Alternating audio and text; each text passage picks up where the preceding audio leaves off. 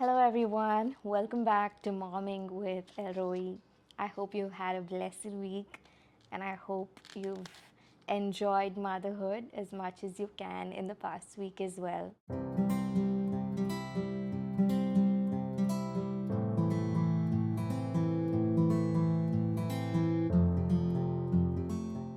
What a privilege it is to do motherhood with Elroy. You see, the story of Hagar is not just a story in the Bible. The encounter of this mom to be Hagar is not just a story, an encounter recorded in the Bible. It's meant to be your story and my story. It's meant to be your encounter and my encounter with Elroy. And I don't know if you had this encounter with Elroy already. You see, I've known Jesus all my life. And I've loved Jesus. I love Jesus with all my life. And I have with all my life. But I had my own encounter with Elroy as I stepped into motherhood as a first time mom in the trenches of postpartum, as they call it. While things were difficult, challenging, stressful, um, exhausting. I can go on and on. Not because of the baby. We know it's not the baby, but it's everything surrounding it. It depends on what kind of birth you've had, how traumatic the birth was, how painful the birth was, and depends on the recovery of it and your child's health, your health, and everything surrounding it. And I had my own share of it, my own share of a traumatic birth. As miraculous as it was, it had its own pain and some amount of trauma attached to it. And my health, my recovery had its own challenges. My baby's health had its own challenges, how I fed her, our nutrition, and as a family, we were also transitioning into a different phase altogether. The sleeplessness, how exhausting it was, and can go on, adding the reasons why postpartum can be hard.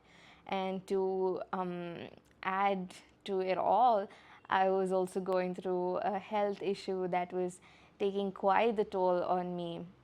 I was going through periodical intense pain where I would just squirm on the floor in pain and with a newborn right beside me. It was painful. It was challenging. It was something that I had never expected, I'd never seen coming. And to be honest, postpartum is one of the hardest things I've ever done in life. And in the middle of all of this, I remember um, losing heart.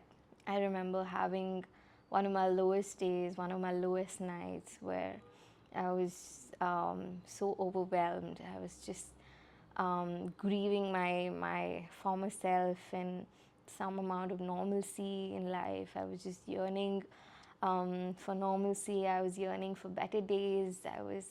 Um, this felt like the rock bottom of postpartum to me. That night, I remember putting my baby girl to sleep. It was very late in the night, um, and while the house was still and my family was asleep, I remember sitting on the couch and opening my Bible, and that I had strength to do only that much. And God gave me an encounter with Elroy that night. I will never forget that night. It's etched in my memory. I've forgotten the pain, I have forgotten the emotions surrounding it, I've forgotten how hard it was to the extent that it was. But I remember this night vividly. It's been etched because it's been my encounter with Elroy. That night, I opened my Bible to this particular page, to this particular verse in the Bible, and it goes like this: Isaiah 40:11. He will feed his flock like a shepherd. He will carry the lambs in his arms, holding them close to his heart. He will gently lead the mother sheep with their young. As I read this, He will gently lead the mother sheep with their young. Tears started flowing down my cheeks. I was overwhelmed with love, with just being seen. Like, hey God, hey, there's a God. There's a God who sees me. There's a God who's seen me tonight. There's a God who knows me right now. That He wants to give me such an accurate, such a personal, such a timely word. And what a promise that was. What encouragement that was. This love just gripped me that night.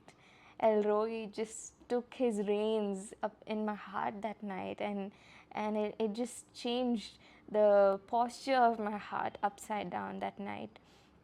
And today, I really pray and desire in my heart that you've had your own encounter with Elroy in your motherhood, because you need this Elroy. Don't you need somebody to take care of you as you take care of your children, as you take care of your baby? You do. And how often are we handed such an invite? Hey, come into my arms. Hey, come into my lead. I want to lead you. I want to take care of you. How often are we handed this as mothers? And this is so precious. This is priceless. And if you've not had an encounter like this, maybe now this is your encounter with Elroy. This is your reminder that there's a God and His name is Elroy, the God who sees you. Maybe this is your invitation. I call you to take it upon with grace, with love, with comfort, with peace overflowing in your heart. You see, this word gently leads in the Hebrew, it means this: to lead or guide to a watering place, or to bring to a place of rest and refreshment. How many of us can refuse such an offer, can deny such an offer, especially as mothers? How many of us can refuse such a beautiful offer to bring to a place of rest? I don't know how many mothers are running on low, running on an empty cup. God wants to fill your heart. God wants to be the one. Elroy wants to be the one who will be the place of rest and who will bring you to a place of rest and refreshment. Tired mama, exhausted mama, you need this. Sleepless mama, you need this. I don't know what kind of mom you are, stay-at-home mom, work from home mom, or go to office mom. No matter what kind of mom you are, I know momming does not give you any break. There's no break from motherhood. There's no break from having to take care of somebody. You're always 24/7. Even in your sleep, you are still taking care of somebody. And for you, there's one. There's one to take care of you. There's one to give you rest. There's one to give you refreshment.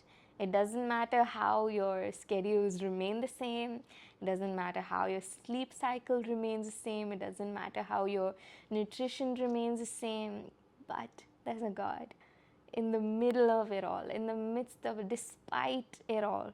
He's able to gently lead you, to take you to a place of rest and refreshment. I read this commentary and I'm paraphrasing it. You see, no creature has less power to take care of itself than the sheep. This commentator says that even ants do a better job at taking care of themselves. A sheep ought to be taken care of by somebody else, and who can hard relate than a mom to this? We are so busy taking care of the little ones, the family, and the home responsibility that we forget to take care of ourselves. Even our shower seems like something that we can't do at peace. We can't have hot meals anymore. We can't have hot beverages anymore. All of it has to be cold and dry, and whenever we are needed, we got to drop all things. And even if it's essential, necessary, and needed to us, we got to drop it at the side of a call. And to a mother, who can hard relate to this than a mother, that we are at place where we cannot take care of ourselves as well as we would like to. And that's why we need this shepherd. That's why we need this El Roi. That's why we need this God who sees us. Well, He wants to take care of us. He wants to lead us to a place of rest, of refreshment. He wants to take us to a watering place. He wants to gently lead us. So, Mama, I hope you will take this invitation from El Rohi himself. It's not my words. I said a prayer before I hit record saying, God, let your spirit flow through this video. So whoever you are, maybe you've cried nights to sleep, maybe you've not slept at all, maybe you've not eaten well at all and nobody's even known you have not eaten well. Maybe you're running on an empty cup and you're wondering who will fill your cup? Who will even see that your cup is empty? Maybe you've been so lost, so lonely, so isolated, and so weary, so exhausted. Here's a God. His name is El Roi. His name is the one who sees. I hope you take up His invitation right now. May God bless you. Until we see each other again, here's to Momming with El Roi. God bless you.